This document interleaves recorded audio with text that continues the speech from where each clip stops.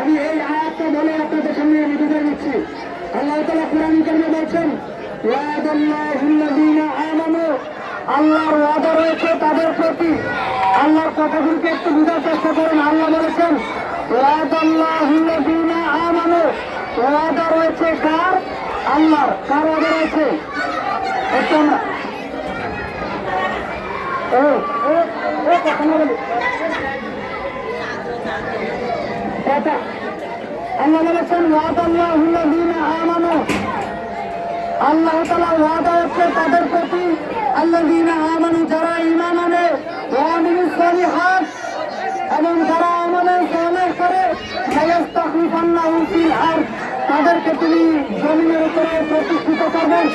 সম্মানিত উপস্থিতি, আয়াতের কথাগুলি একটু বুঝার চেষ্টা করুন। আল্লাহ বলছেন আল্লাহর ওয়াদা রয়েছে তাদের প্রতি আল্লাযীনা আমানু, যারা ঈমান আনবে, ওয়া আমিলুস সালিহাত, এবং যারা আমলে সালেহ করবে, লায়াস্তাখলিফান্নাহুম ফিল আরদ, তিনি তাদেরকে জমিনের উপরে প্রতিষ্ঠিত করবেন, মানে তাদেরকে তিনি রাষ্ট্রীয় ক্ষমতা দান করবেন।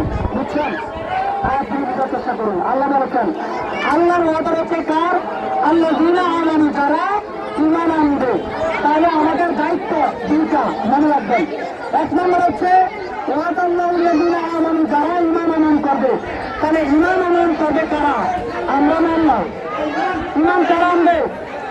আমরা ঈমান আনবো। আল্লাহ বলেছেন ওয়াদাল্লাহুল্লাযীনা আমানু মিনকুম ওয়া আমিলুস সালিহাত, যারা আল্লাহর উপরে ঈমান আনবে এবং আমলে সালেহ করবে, লায়াস্তাখলিফান্নাহুম ফিল আরদ, তাদেরকে তিনি জমিনের উপরে প্রতিষ্ঠিত করবেন। সম্মানিত উপস্থিতি, তাহলে জমিনের উপরে প্রতিষ্ঠিত হলে আমাদেরকে দুইটা দায়িত্ব পালন করতে হবে। এক নম্বর হচ্ছে ঈমান আনয়ন করা, আর দ্বিতীয় দায়িত্ব হচ্ছে আমলে সালেহ করা।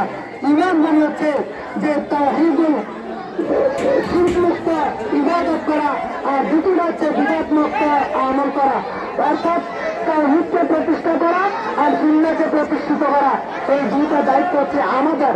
আমরা যখন আমাদের দায়িত্ব ভুলে গিয়ে আল্লাহ বলেছেন লায়াস্তাখলিফান্নাহুম ফিল আরদ কামা ইসতাখলাফাল্লাযীনা মিন ক্বাবলিহিম, আল্লাহ তাআলা বলেছেন যে অতঃপর তিনি তোমাদেরকে জমির উপরে প্রতিষ্ঠিত করবেন যেমন তোমাদের পূর্ববর্তীদেরকে প্রতিষ্ঠিত করেছিলেন। যদি আমরা আমাদের দায়িত্ব পালন না করতে পারি, আল্লাহ তাআলা তিনি আমাদেরকে প্রতিষ্ঠিত করবেন না। ওয়া আখিরু দাওয়ানা আলহামদুলিল্লাহি রাব্বিল আলামিন। আসসালামু আলাইকুম ওয়া রাহমাতুল্লাহ।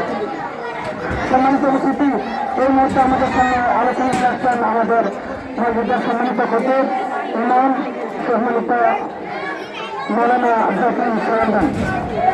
তার মূল্যবান আলোচনা করার জন্য